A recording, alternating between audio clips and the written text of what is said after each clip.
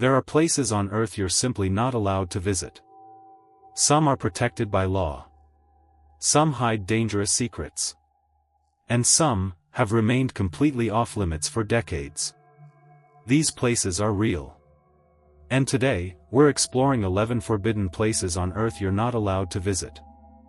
Point 01, Surtsey Island, Iceland.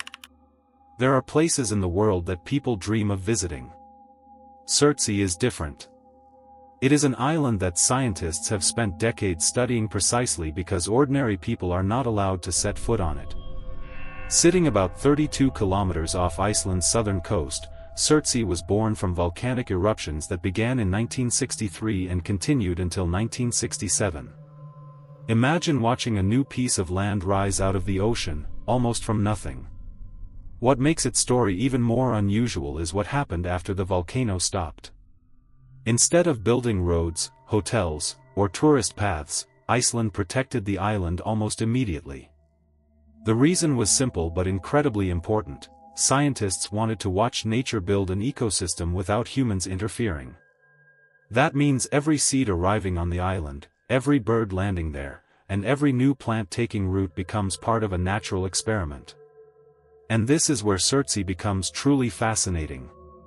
A single human visitor could accidentally carry seeds, insects, bacteria, or other organisms on their clothes or equipment. Something that seems completely harmless could change the scientific record of the island forever. So public tourism was prohibited, and that protection remains in place today.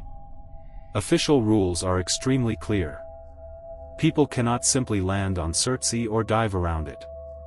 Access requires permission, mainly for research and other specifically authorized activities. Even bringing plants, seeds, animals, soil, or other organisms onto the island is prohibited. That thought is strangely powerful. Most protected places are protected because humans want to save something that already exists. Surtsey is different.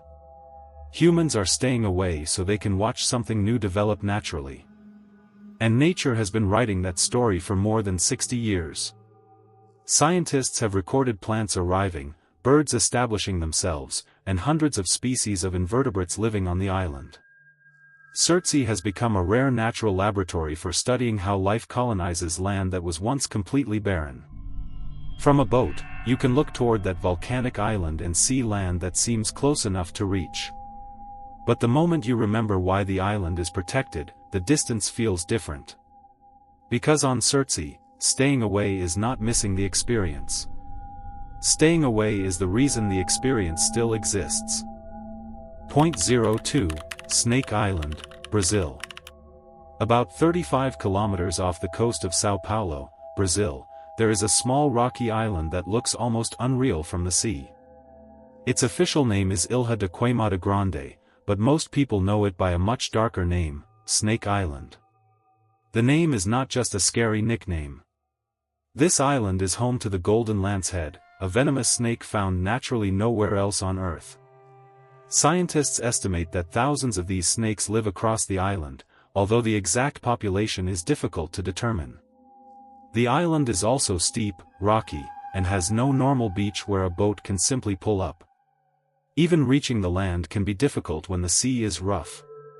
But the most important part of the story is this: ordinary people cannot simply visit Snake Island. The island is a federally protected conservation area managed by Brazil's ICMBio. According to the Butantan Institute, only properly authorized researchers can visit the island, and entering without the required authorization can result in arrest and environmental crime charges. And once you understand what researchers actually face there, the restriction makes much more sense. During scientific expeditions, researchers have to prepare carefully before they even leave the mainland. They carry protective equipment, tools, medical supplies, water, food, and equipment for safely handling the snakes. Their trips are planned around weather and sea conditions because even getting onto the island can be dangerous. Then comes the part that sounds like something from a horror movie. The snakes are not simply lying everywhere in huge piles, waiting for someone to arrive. That famous internet image is actually misleading. The golden lanceheads can hide in vegetation and even in trees, which means researchers have to pay close attention to where they place their hands and feet. Scientists from Butantan specifically warn that the popular idea of these snakes being constant attackers is a myth. That makes the island even more unsettling. You do not need thousands of snakes crawling across the ground to feel danger. Sometimes, the real danger is knowing that something venomous could be hidden just a few feet away. And beyond the fear, there is another reason this island matters.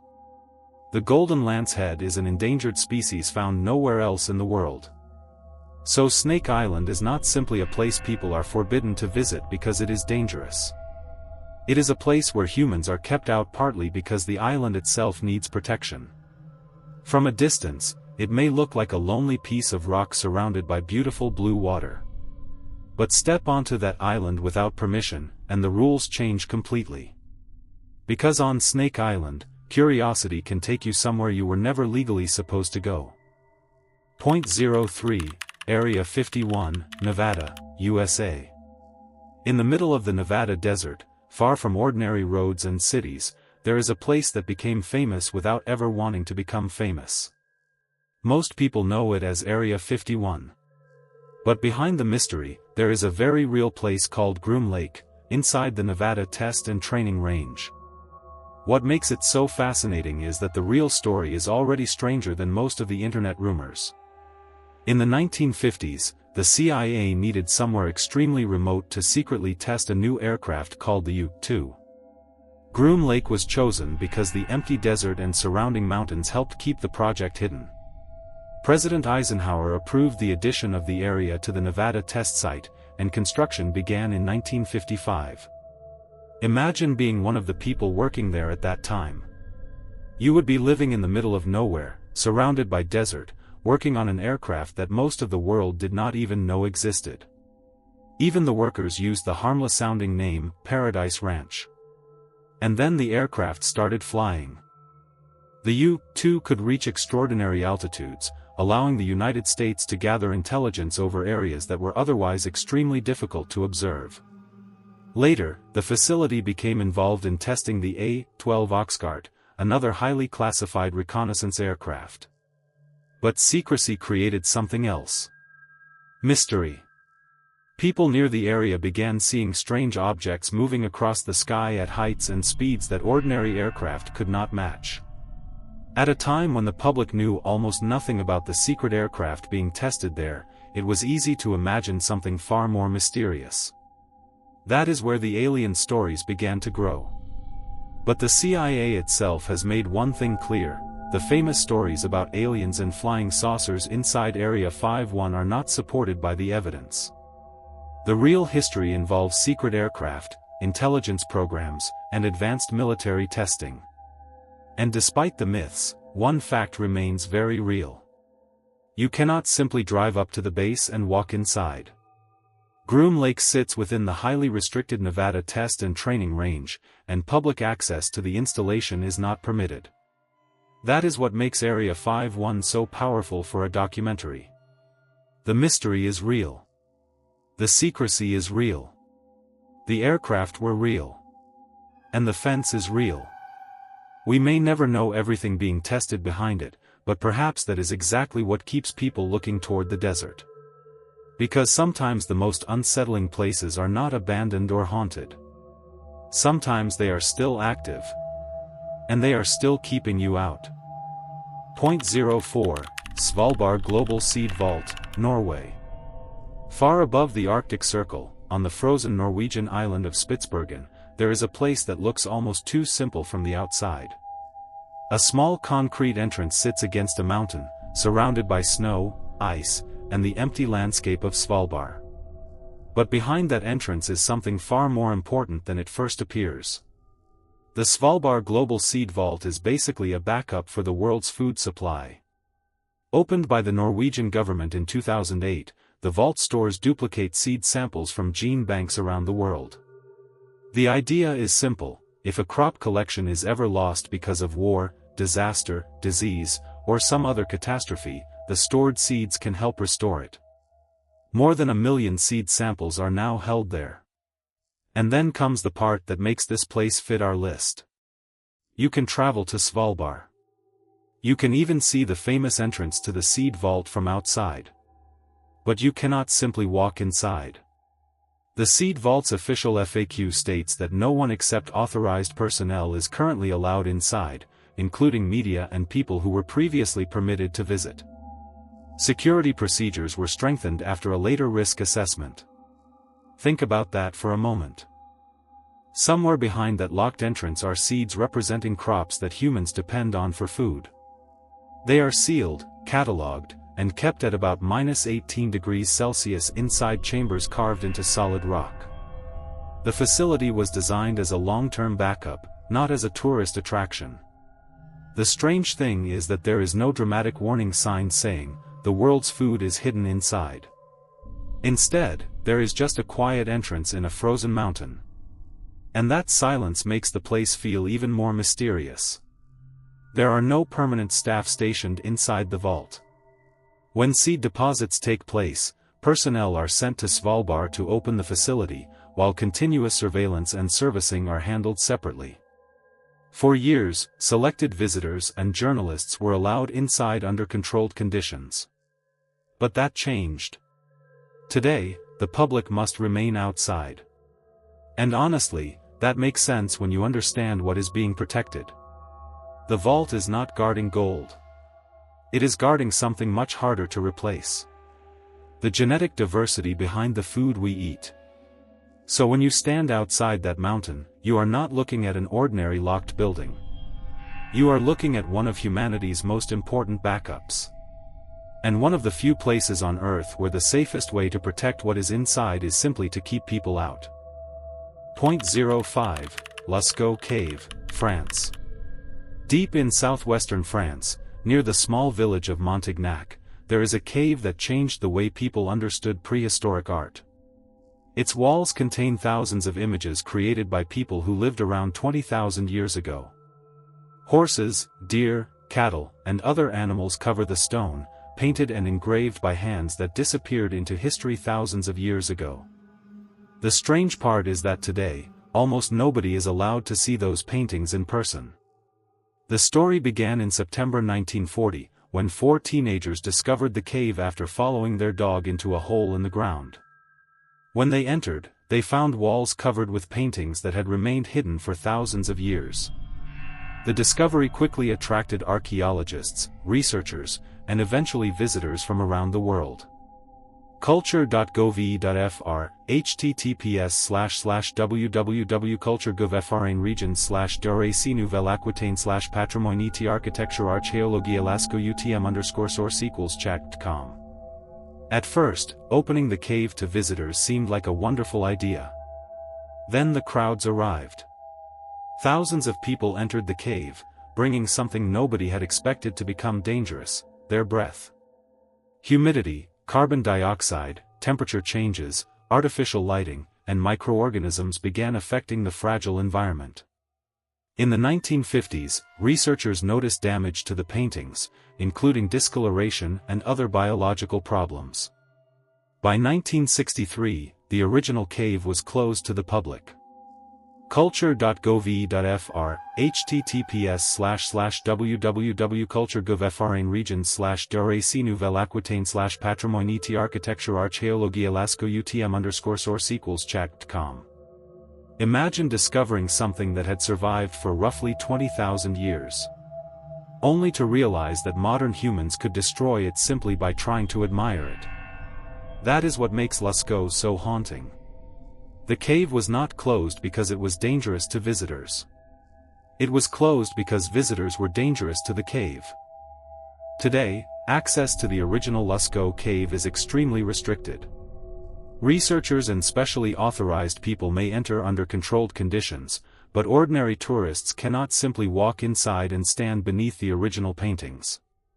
France instead created faithful replicas, including Lascaux 4, so visitors can experience the artwork without putting the original site at risk. Culture.gov.fr, https://www.culture.gov.fr/region/d'Oracie Nouvelle Aquitaine /Patrimoine et Architecture Archéologie Lascaux UTM_source=check.com. And there is something deeply strange about that. The paintings survived hunters, animals, changing climates, and thousands of years of darkness. But the greatest threat came from us. Today, the original cave remains quiet and protected. No crowds. No camera flashes. No footsteps from tourists. Just ancient paintings resting in darkness, exactly where they survived for thousands of years. And perhaps that is the hardest part to accept. Sometimes, protecting history means accepting that you may never be allowed to see the real thing. Point 06, North Brother Island, New York, USA. From a distance, North Brother Island does not look like one of the most forbidden places in New York. It sits in the East River, between the Bronx and Queens, surrounded by the noise and movement of one of the busiest cities in America. But look closer, and the island tells a very different story. For decades, North Brother was home to a quarantine complex. Beginning in the late 1800s, buildings were used to isolate people suffering from infectious diseases. The island eventually held more than 30 structures, including hospitals, dormitories, and other facilities.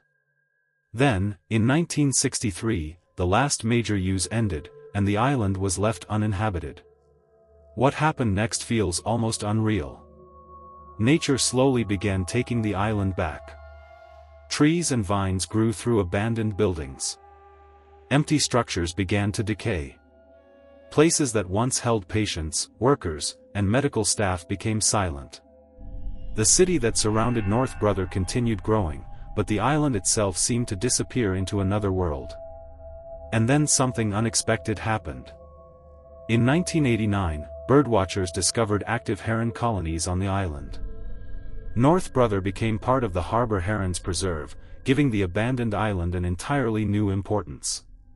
Today, the island is managed as a nature preserve and bird sanctuary. That is also why you cannot simply decide to explore it.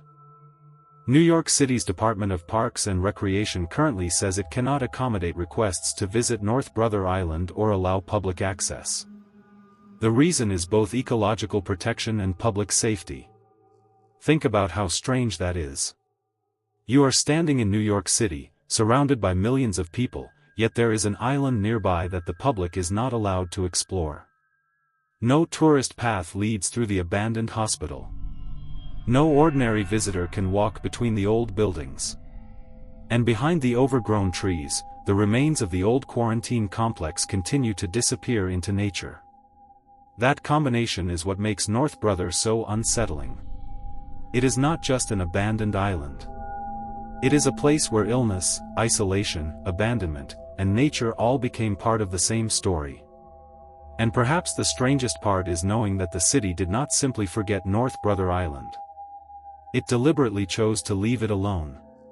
Today, the buildings continue to decay, while birds nest among the trees that have grown over the ruins. New York is still moving around it. But North Brother remains quiet. A forgotten island in the middle of one of the loudest cities on Earth, and a place the public is still not allowed to enter. Point 07, Heard Island, Australia. Imagine sailing for days across the Southern Ocean and seeing almost nothing but water. Then, suddenly, a dark volcanic island appears through the mist. No city. No roads. No permanent population. Just mountains, glaciers, wildlife, and some of the most isolated wilderness under Australian control. This is Heard Island, about 4,100 kilometers from mainland Australia.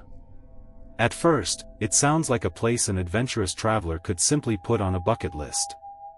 But there is a problem: you cannot just arrive here and step ashore.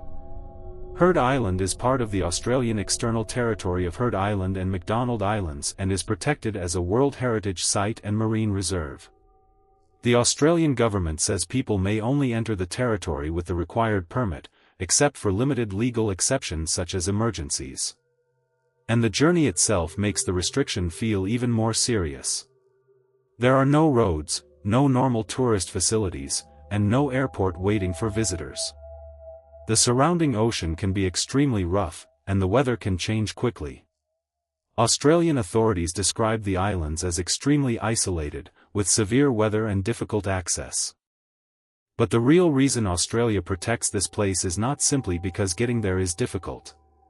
It is because Heard Island is incredibly valuable to science and wildlife. The island has remained largely undisturbed by human activity.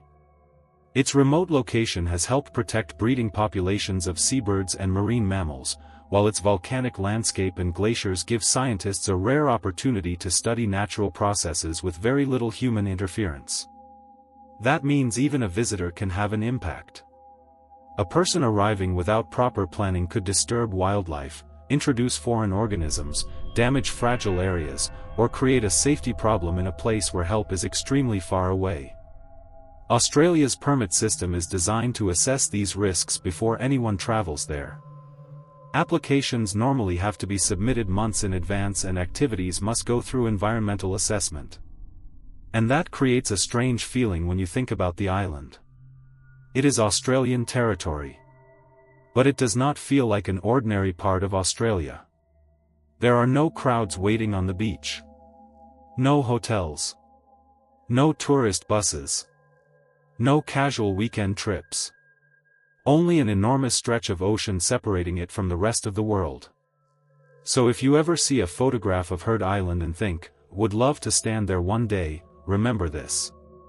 The hardest part is not reaching the island. The hardest part is getting permission to reach it at all. Because on Heard Island, the law, the distance, and the environment all seem to be saying the same thing. Stay away unless you have a very good reason to be there. Point 08, Ise Grand Shrine, Japan. In the quiet city of Ise, Japan, surrounded by ancient trees and a long gravel path, stands one of the most important sacred places in the country. This is Ise Jingu, also known as Ise Grand Shrine. At first, nothing about it looks like a forbidden place. People can enter the shrine grounds. They can walk through the forest, cross the Uji Bridge, purify themselves with water, and come close to the main sanctuary. But then they reach a certain point. And there, the journey stops. The central sanctuary of Niʻihau, known as the Shogu, is dedicated to Amaterasu Amikami, one of the most important kami in Shinto tradition. The shrine's own official website states that ordinary visitors are not permitted to enter the courtyard of the main palace. Pilgrims normally pray from outside the third row of the surrounding fences. That detail changes the entire feeling of the place. You can walk through the same sacred grounds that generations of visitors have walked through, but there is still a boundary you cannot cross. And the closer you get, the more noticeable that boundary becomes. The main sanctuary is hidden behind several layers of fencing. From the permitted area, visitors cannot simply walk forward and see everything inside. The restriction is not because the place is dangerous. It is because the sanctuary is considered deeply sacred. That is also why photography is restricted in certain areas. Ise Jingu officially says photography and video are controlled to protect the dignity of the sacred site and the safety of visitors. Commercial filming and live streaming also require permission. There is something strangely powerful about that. In a world where people photograph almost everything, Ise Jingu still has a place where you are expected to stop, put the camera away, and simply stand there. You cannot demand access. You cannot climb over the barrier. You cannot turn the most sacred part of the shrine into a tourist attraction. And perhaps that is what makes Ise Jingu so fascinating. It is not completely forbidden. Only the most sacred part is. Millions of people can travel to Ise, walk through its ancient surroundings, and pray before the boundary. But beyond that boundary is a space that ordinary visitors are not allowed to enter. And when you realize that this tradition has continued for generations, the barrier starts to feel less like a physical fence. And more like a line between the ordinary world and something that Japan has chosen to keep sacred. You can get close to Ise Jingu's heart, but you are not allowed to cross into it. Point 9, Tomb of Qin Shi Huang, China. More than 2,000 years ago, one man wanted to build something that would outlive him.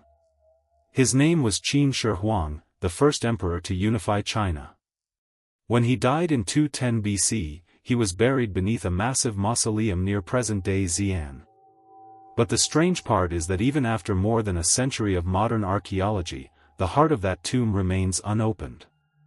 The story becomes even more incredible when you realize what was built around it. In 1974, farmers digging a well accidentally discovered fragments of life-size terracotta soldiers. Archaeologists soon realized they had uncovered something extraordinary: thousands of soldiers, horses, chariots, and weapons buried as part of the emperor's enormous funerary complex. But those famous warriors are not the emperor's actual burial chamber. They are part of a much larger complex surrounding the central burial mound. And that mound is still there. From the outside, it looks like an enormous ancient earth-covered hill. Beneath it is the place where Qin Shi Huang was buried, but archaeologists have not opened the central tomb. UNESCO records the grave mound and surrounding burial sites as part of the protected mausoleum complex. That decision is not simply about keeping a secret. Archaeologists have to think about what could happen the moment the tomb is opened. After more than 2,000 years underground, anything inside could be extremely fragile. Air, moisture, light, and temperature changes could damage objects that have survived for centuries. The preservation problems already seen with some excavated materials, including the delicate pigments on the terracotta figures, show why opening ancient chambers is not something scientists can take lightly. And then there is the historical mystery. Ancient Chinese historian Sima Qian described a huge underground complex beneath the emperor's mound. His account tells of an underground world created for Qin Shi Huang's afterlife.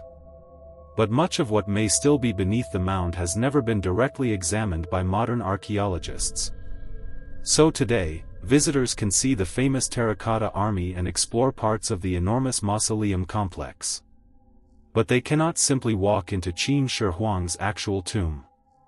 That entrance remains closed.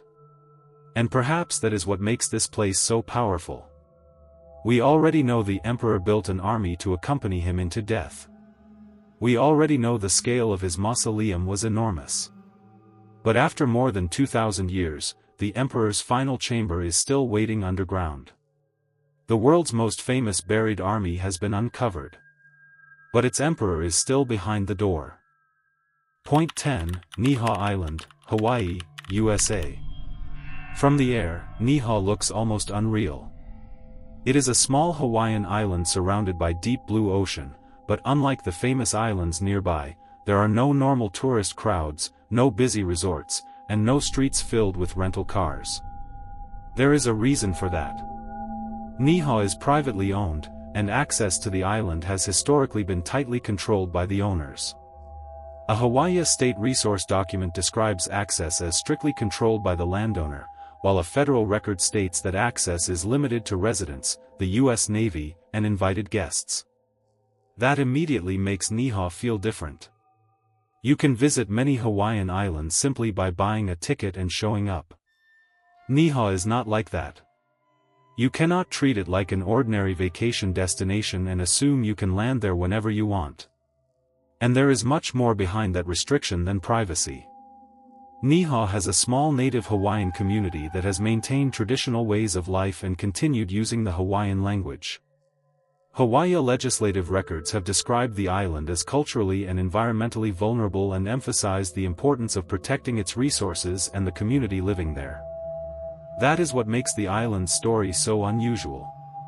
The restriction helped create a place where modern life never completely replaced older traditions. But Niʻihau is not literally an island where nobody from outside can ever go.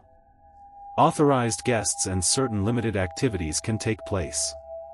That distinction matters if we want to tell the real story instead of repeating the exaggerated myths that surround the island. For someone looking from the outside, however, that limited access can make Niʻihau seem almost like another world. Imagine being only a short distance from other Hawaiian islands, yet knowing that you cannot simply decide to walk onto its land. The ocean is not the only barrier. Permission is. And that may be the most interesting part of Niʻihau. Its isolation was not created by some mysterious government experiment or a dangerous creature hiding in the hills. It grew from private ownership, cultural protection, and a community's desire to preserve a very different way of life. Even today, the island remains one of the most unusual places in Hawaii. Beautiful, quiet, and incredibly difficult for an ordinary visitor to access. And when you look toward Niʻihau from the ocean, the question is not really, why can't I go there? The more interesting question is, what has been preserved there because so many people were kept from going? Point 11 North Sentinel Island, India. Imagine looking across a stretch of blue ocean and seeing an island that seems almost untouched by the modern world. No roads. No hotels. No tourists walking along the beach. No welcome signs. Just thick green forest, white sand, and a community that has chosen to remain almost completely separated from the outside world. This is North Sentinel Island, part of India's Andaman and Nicobar Islands. At first glance, it might look like paradise. But getting closer is exactly what you are not supposed to do. The Sentinelese are one of the world's most isolated indigenous peoples. They have lived on the island for generations, hunting, fishing, and gathering what they need from their surrounding environment. The Indian government has officially protected the entire island, along with the surrounding sea up to 5 kilometers from the high water mark, as a tribal reserve. Entry by outsiders is strictly prohibited. And there is a reason behind that rule that goes far beyond simple security. The Sentinelese have very little immunity to many diseases common among outsiders. A simple infection that might be harmless to us could potentially become devastating for their community. The Indian government has therefore adopted a policy designed to protect them by preventing outside contact. But there is another side to the island that makes the story even more intense. The Sentinelese have repeatedly shown that they do not want outsiders approaching their home. Indian authorities monitor the area and carry out surveillance around the island rather than trying to force contact with the people living there. In 2018, an American missionary named John Allen Chow illegally traveled toward the island and attempted to make contact with the Sentinelese. He was killed after reaching the island. The incident shocked the world, but it also brought attention to something that had been clear for decades: this community does not want to be contacted. And that is what makes North Sentinel Island so different from an ordinary forbidden location.